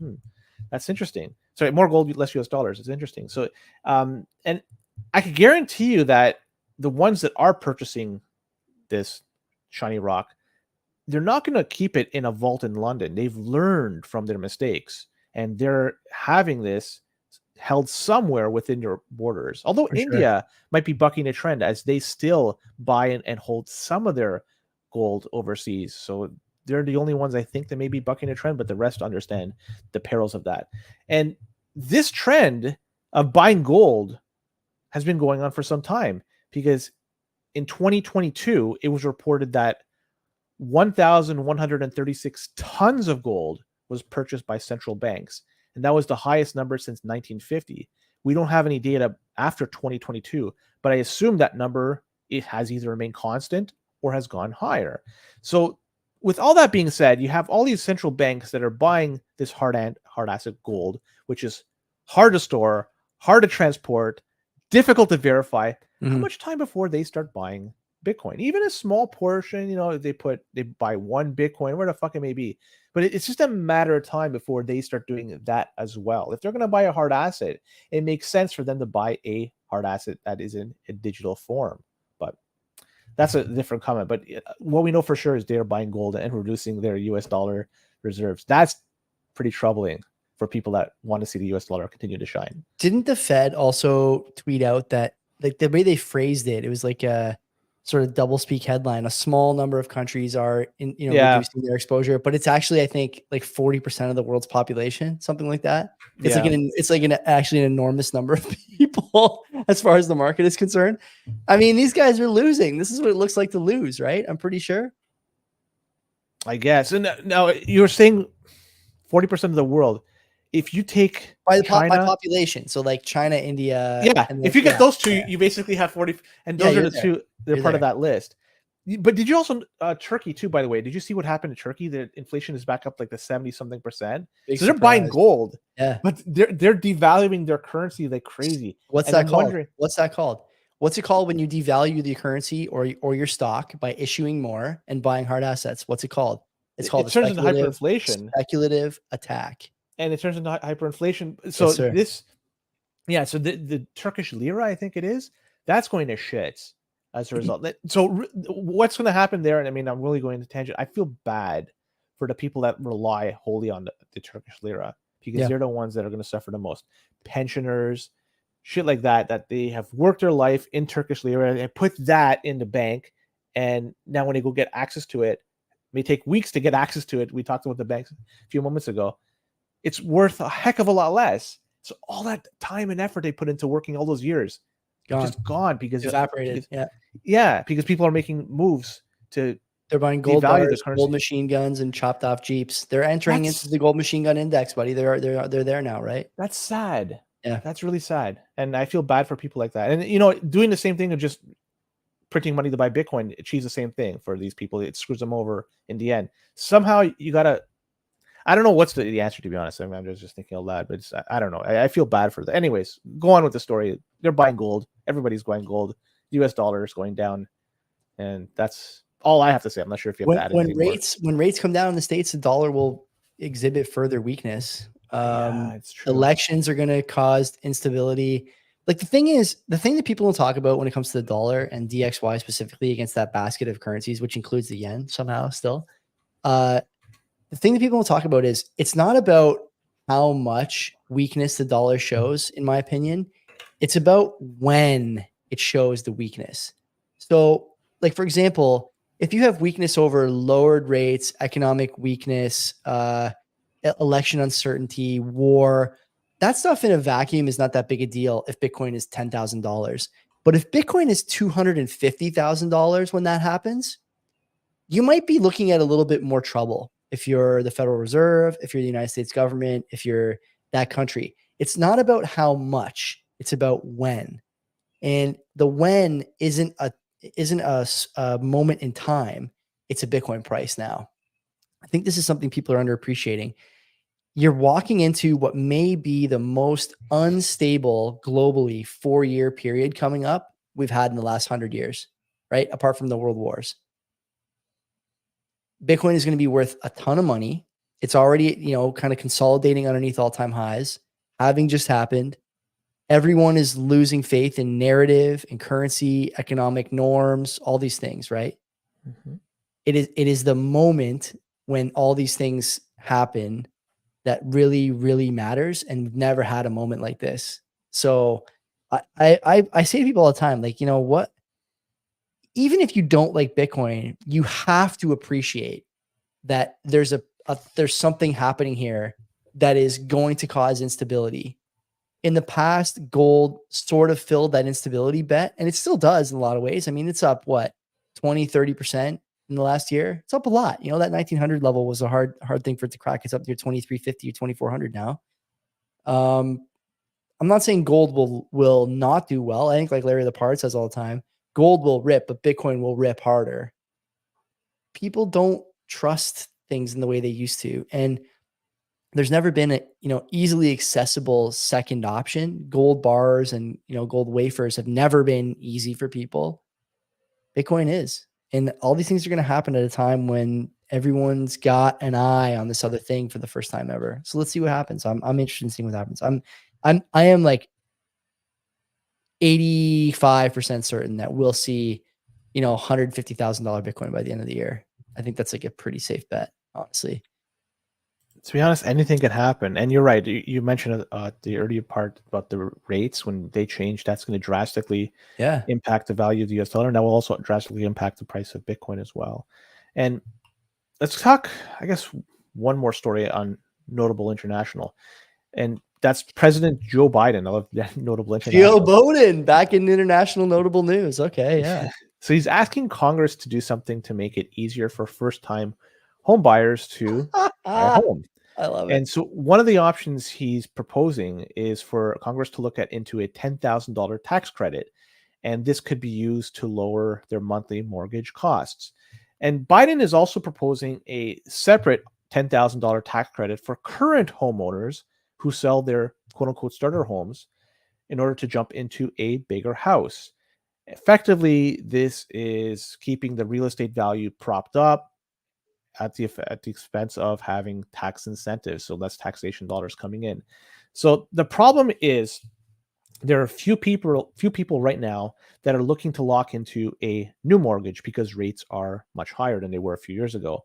So Mhm. those who already have a home and an existing mortgage, even if it's a starter home, something small, the terms right now are way more favorable. So they're less likely to move. They need a real incentive to move to lock into a much higher rate. And Yep. for those without a home, well, it's very difficult for them because the price of homes have gone up tremendously in the past few years and mortgage rates are high. So they're a lot of them are priced out, unfortunately. So this is just, it's an election policy. They're bringing this up to try to appease a few people. I don't think it's really going to impact anybody. I don't think this is going to change. Can you not do the math on that? If you're someone who's going to lock into a mortgage at these rates, like 10,000 is not going to make a difference for you. You're still going to be wishing you didn't, you know? It's almost like I think it's front loading it. What was the subprime stuff where Yeah. yeah, it kind of reminds me of that in a way. I'm not sure if that's going to be the case where your payments are going to go up over time, where you start off where it's very, very low and it'll go up over time. But it just seems to me that it's not enough. It's not enough meat on here to help people come into a home for the first time or entice people to move from an existing home to another home. The ones that are the real decision maker here is going to be rates. And if Mhm. rates are low enough, that will be the deciding factor. Without that, it's going to, it's not going to change very much. But also, when rates go low, the home prices will going to probably go up even higher. So the starter home for people trying to get into the home for the first time, Yeah. it just gets further and further away. So The they're just screwed. scale, like their thumb is on the scale, and like it's over and over again the same kind of story. You and me can figure this out in 30 seconds on CBP on a Monday night without thinking about it without really deeply focusing on the outcomes or having to go to some kind of economic council of advisors at the White House to figure out what's going on. The answer, the question I should say is why can't they? The answer to that question is they know already that this is not going to work, but they don't care. They need the votes, so they're just going to throw $10,000 out there as a number. Len, who is? I told myself I would soften my language on this show. Who is taking advantage of this kind of bonus? Are these people going to use that money for something good to help them with their first time home buy, or are they going to use it on something stupid? What do you think? I can't answer that because I'm not sure if this is If going you to had be. to guess, which one would you guess? I don't know. And the Yeah. reason why I can't say for certain, Joey, is I'm not sure if this is going to. If you're on the cusp for getting a mortgage, if this is going to say yes, you're going to get it or no. I'm not sure if this changes somebody getting a mortgage. I think Yeah. it's either you get it and here's a bonus along with it, or you can't get it and this bonus doesn't apply to you. So if you're able to get the mortgage, I think that you're probably like there's gonna be a fair number of people that probably will fuck around with that money, but there's always gonna be a fair number of people that probably will do the right decision as well because they qualify for the mortgage and they did the right thing to qualify for the mortgage. I have no additional comments on this. I'm disappointed you didn't agree with me there. But you know what? Maybe one additional comment. Uh, this is the tip of the iceberg for what you're going to see as far as vote buying in the States. It's very Oh early yeah, still, and this is it's lucky. gonna be nuts. The kind of stuff these guys come out with, nuts. I can't wait. Okay, let's go to notable north. We got some stories here. We got to chop off here. Let's hope we get them all in. These are some doozies. We had our Prime Minister Trudeau came out this past week saying that the housing market is a cause for concern because elderly folk in Canada who are retired may be more willing to rely on the value of their home to remain high as a way to fund their retirement. And he says, quote, it's a huge part of people's potential for retirement and future's nest egg, end quote. And so keeping the price of homes high comes with a challenge for younger folks out there Mhm. because they're trying to enter the market and the higher price of the homes make it difficult to buy anything. But still, he's committed to cutting shelter costs, but at the same time, he's trying to ensure that the value of the homes stay high. So it's kind of difficult to achieve both. Schrodinger's affordable housing. Is that what I'm hearing here? What is that? Schrodinger's affordable housing. It's like an old philosophy slash, you know, I'm not familiar with yeah, it. Schrodinger's cat. Look it up anyway. It's like it's there, but it's not there. You know, it's like it's just a figure of speech, I guess, in this case, what you would say if someone is kind of playing both sides.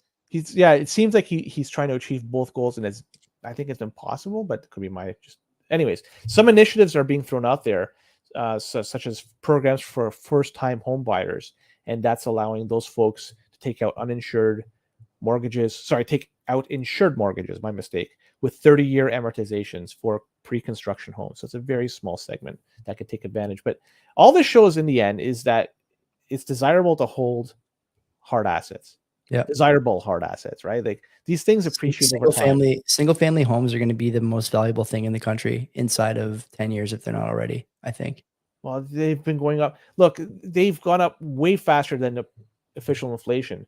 And even if we achieve that mythical 2% inflation number, the price of homes will continue to go up just because, like we say, it's desirable. People coming in, they're not building homes fast enough to accommodate people. So single family homes and just homes in general, they're going to appreciate in value because people need to live somewhere. You can't live in your Bitcoin. You got to live somewhere. So I'm not saying go out to buy a home, but the reality is either you rent or you buy. Those are the two options, or a cardboard box. So you're kind of stuck. You got to live somewhere. But anyways, I just wanted to bring out that Trudeau was talking about the price of homes. Ideally, he'd prefer to keep them high to ensure that people that rely on it for their retirement, they were able to fund it. But also at the same time, it's trying to encourage younger people to buy in. That's a challenge, man. This is why I think it's so important that I think I think it's unfair, but I think that it's important that this capital gains change comes into effect so that boomers can't pass primary residences to their offspring.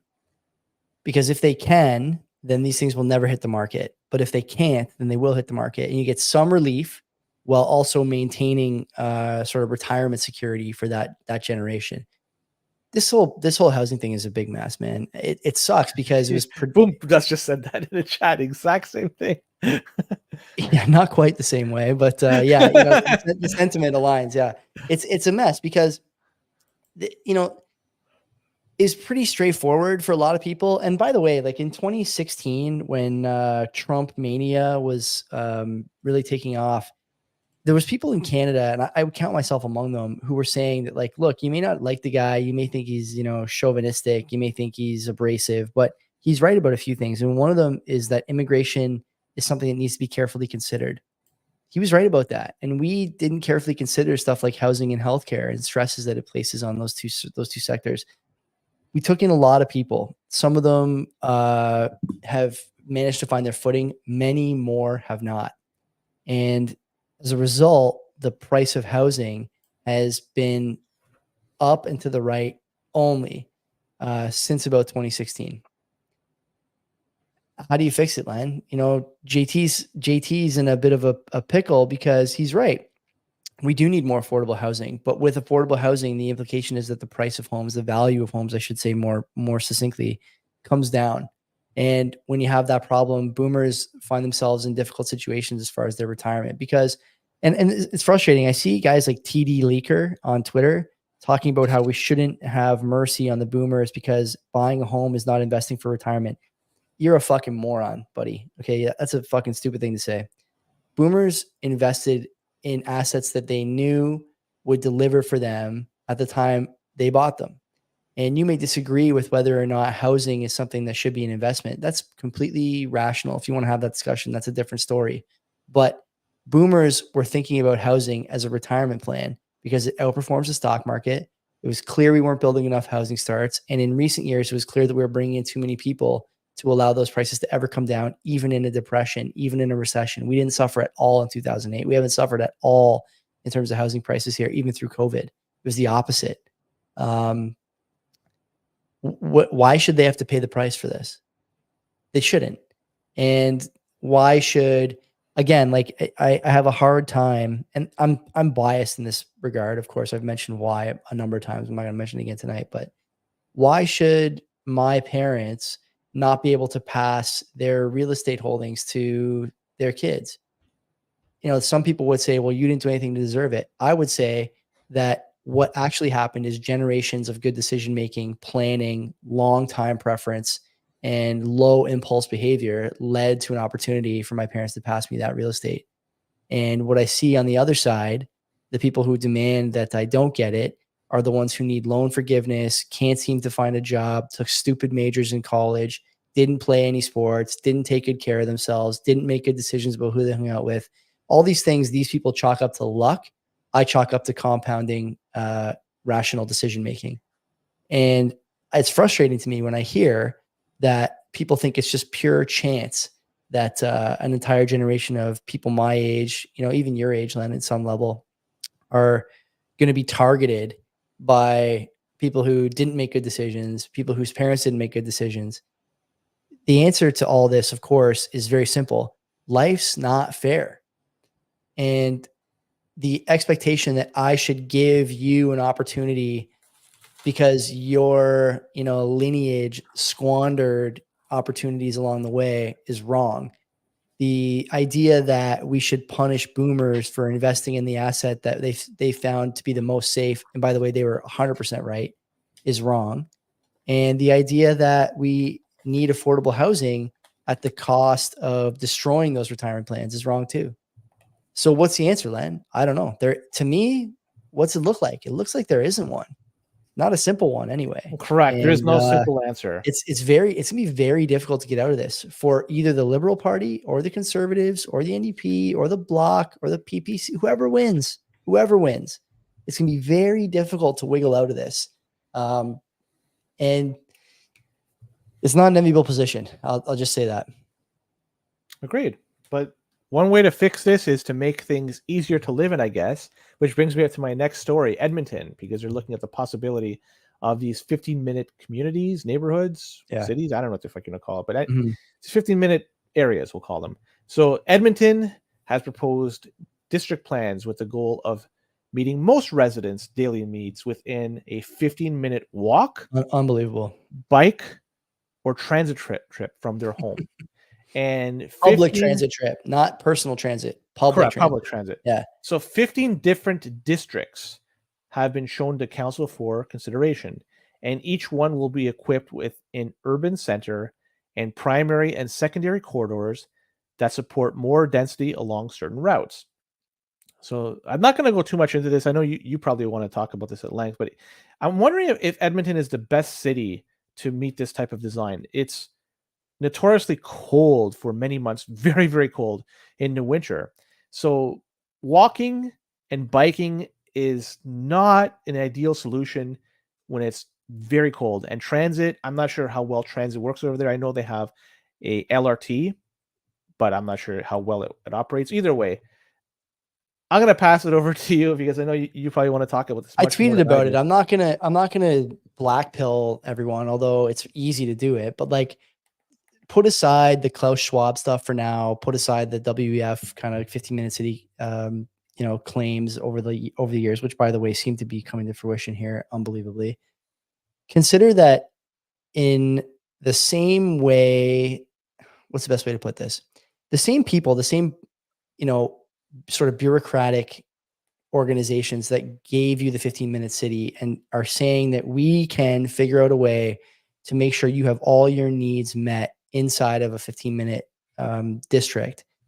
They can't even make sure all your needs are met in a 3-hour district like Toronto or Hamilton or Burlington or Oakville, whatever.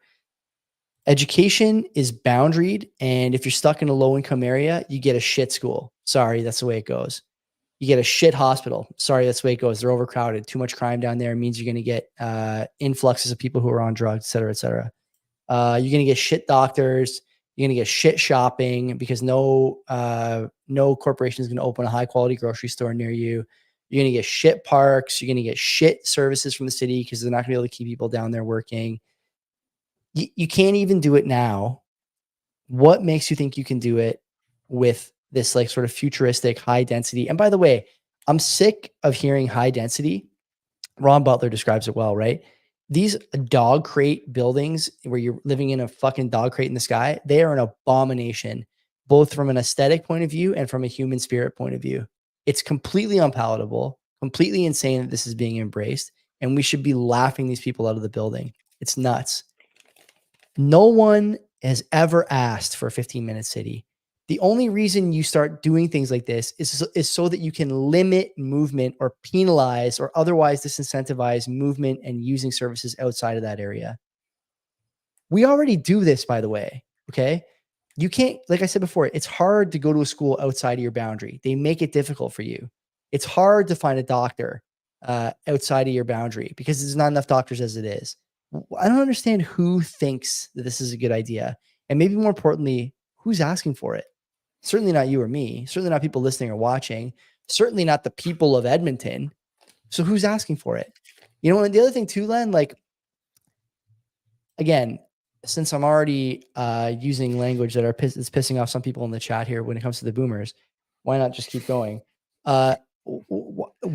I don't want every need to be met in a 15-minute radius of me. I don't want, low income supports on the corner near my house. I don't want, drug and addiction services on the corner near my house. I don't want any of that shit. It's not wrong to say that. I've chosen to live in a place where this stuff is not prevalent. I don't want it to become prevalent because some, McKinsey style consulting agency decides that 15-minute cities are a good idea and they just put all these supports on the corner near my house or within 15 minutes or on the route where my kids have to go to school or on the route where I go to the gym. Like, is that abrasive language? Probably, but fuck it. I don't want that stuff. That's not where I want to live. The answer is not to force everyone to deal with these problems on equal footing. The answer is to solve the fucking problem in a way that makes sense, but nobody wants to do it.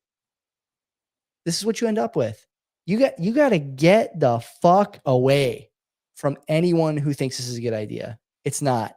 People are missing the forest for the trees here in a major way. And I don't know. There's not much else to say about it besides that. Accelerate. Yeah, sure. Let's accelerate it. Yeah, why not? I'm finding that I'm more willing to say things that are, that maybe were considered abhorrent and that I wouldn't share at a dinner party when I'm on the show. And I say them more and more out in public too. Like, I don't want to be around these people. I don't. And I don't want to be around people who think it's a good idea. And I don't want to be around people who support this stuff. And I don't want to be around people who think it's a conspiracy. Wake the fuck up. Wake up.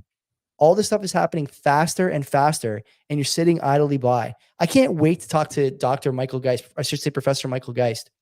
He's going to come on the show at some point in the not too distant future about all this stuff and how fast it's happening and how little consideration is being given to things regarding your freedom of speech, your freedom of movement, your freedom of electronic searches. You got to snap out of this idea that none of this stuff is happening. Just because you don't want it to happen or you're ignoring it doesn't mean it's going to ignore you. It's quite the opposite, listener and viewer.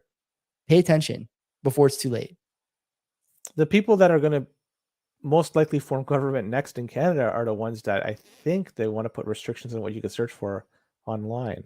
They do. I don't want to add any specifics. We're going to talk about that. Professor Geist told Mark that if we got in touch with him, he'd come on the show. I want to talk to him about this stuff. We've talked about it in a joking manner before when we were like Canadian Bitcoiners webinar or whatever, a few months back. But like it's happening so fast. And people are worried about like pride parades and Gaza encampments. Like, who cares? Who cares about that stuff? The stuff that's important is coming so quickly. Stop worrying about this 0.01% issue and start worrying about the stuff that's going to affect you every day living here. That's what you got to put your attention on. That's where you got to put your focus, not on this other nonsense. It doesn't matter. The stuff that matters is coming through the back door. You got to pay attention. Pay attention. Joey, as I get older, the things that were important to me when I was younger are no longer important, and the things that are important to me now were not important when I was younger. Yeah. And so my things have changed. I'm at the point in my life, things happen and so far out of my control that I'm not going to waste any Some of time. them are, but like Len, it's going to affect. I mean, we're not going to talk about these bills. We'll wait till Professor Geis is on. But like, fuck, man, it's just No, it's just there's only one thing that matters to me right now. Mhm. Is do I have more sats today than I did yesterday? That's a And if I great way to do, think. That's a great way to think. But like pragmatically, okay, pragmatically, there are uh-huh. things that matter just as much, just as I'm much. I'm not looking. You have a My time daughter. here, I have one on the way. You have a daughter. Like what? Like these. It's going to affect it's the going to be way bye-bye they live. eventually. No, Yeah. it's gonna If it's you're gonna be if you're allowed, not you think maybe allowed. It's right. Like you're able to pick up, okay. and they're not going to say Okay. you can't leave. Fuck, they're damn near saying it already, right? You get a you. Do you know I'll renounce my how? citizenship, and Do that's you enough. do you know how brutal the taxes are for renouncing your citizenship? Do you realize how brutal it is? I don't want to get into specifics. Everything you own is deemed disposed. And you I don't pay want to get into taxes on all specifics. that stuff. It's like insanely high, Yeah, including your primary residence. sure. I don't want to get into specifics, but that is definitely it's what I'm trying to say is when shit hits the fan, it's an option. Yeah. And I really don't want to get into the details, but what I'm trying to say is for me, I'm looking at what things are happening, and I hate the cold. I absolutely hate the cold. Same. I fucking So, hate all that and stuff. as Yeah. I never liked it when I was younger, and I hate it even more as I'm getting older. So that's why I see things happen, and these things are far out of my control. And let them happen. I'm not going to waste any energy to either support something or go against something. Let it be on its own. And then the only thing, like I said, that matters to me is do I have more sats today than I have yesterday? If the answer is yes, I'm trending in the right direction. Mhm. And this is something like as I get older, that's what really matters. Like for the show. Yeah. and so fuck that. The rest, it's all fluff. I'm just I I'm just putting think in my like time before it's time. just to echo something I said in the chat, like it's never going to get easier to leave than it is right now. And Correct. the speed at which it gets more difficult is going to increase, is all I'm saying. And I think a lot of people are saying, I'll just leave if it gets really bad. Like I would suggest to you that it's going to be very difficult, because every country will be tackling the same things and working together to make sure that people are not fleeing just because things are going sideways. That's the big concern. That's another sovereign individual thesis. But like, yeah, See, I don't want to get into specifics, but what I have to say is we had a year's worth of preparation you could have done.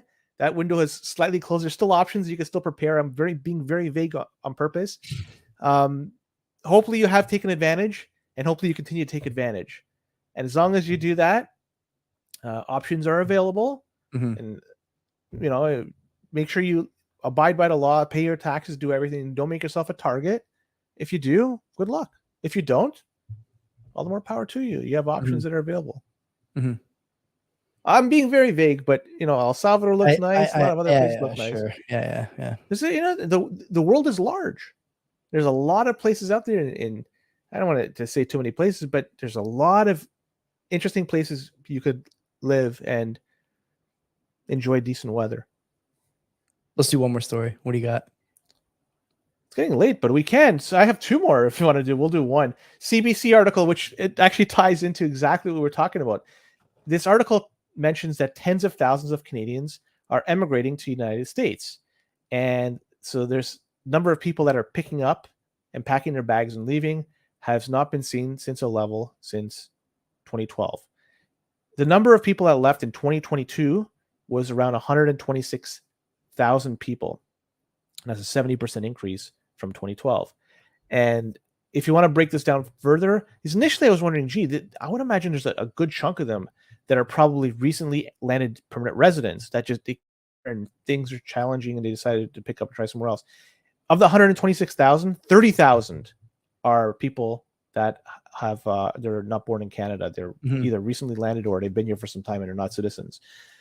So that leaves, it's a good chunk of people, around 100,000 people that, they left that were you either born here or whatever. But either way, it just goes to show you that between this and the relatively low birth rate we have had for a number of years, the landscape of Canada is changing, and it's just people, they're picking up their bags and leaving. Now, these numbers are from 2022. I suspect that number would probably remain the same or even increase since then. So I'd love to see what they are for 2023, and obviously we're not done 2024, so we can't have those numbers yet. But this is going to be an interesting analysis of the stats once it's available to us. But I want to see if you have any thoughts on this one. What else is there? Any more thoughts? We just talked about this. Yeah, I mean, what is there to say? If you're a kid with a STEM degree, why would you stay? Good question. Family is really one of the only things I think that is really driving one to stay here. There could be other reasons, but that's the one that really comes to mind initially. Pretty rare, right? Like family is a good sort of reason to stay, but you got to think that just the dire situation for new people, like you basically have to earn $250,000 a year to buy a home in Toronto. Is that the number? I think I saw Martin Pelletier talking about that a couple of weeks ago. But like there's just no reason to stay in Canada. There's no national pride, I think, which is another issue that we didn't talk about today, but it clearly, I think, is looming, this lack of national pride. There's a lack of willingness to, quote unquote, stay and fight for a country that you don't really think is headed the right direction. And these kids are, they're born in an era where digital nomadics are the norm, right? You kind of pick up and go wherever you want. You're sort of in, you don't have a relationship the same way that maybe you and I did when we were younger. And like, it's just like, there's less and less sort of traditional reasons to put roots down after school.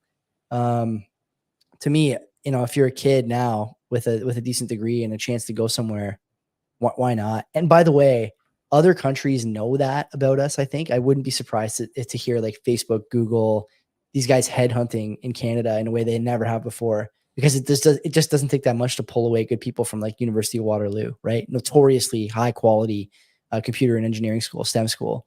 Why not just put a booth, outside the convocation hall and just say like, hey, we'll pay you $120K coming out US dollars. We'll put you up in a place.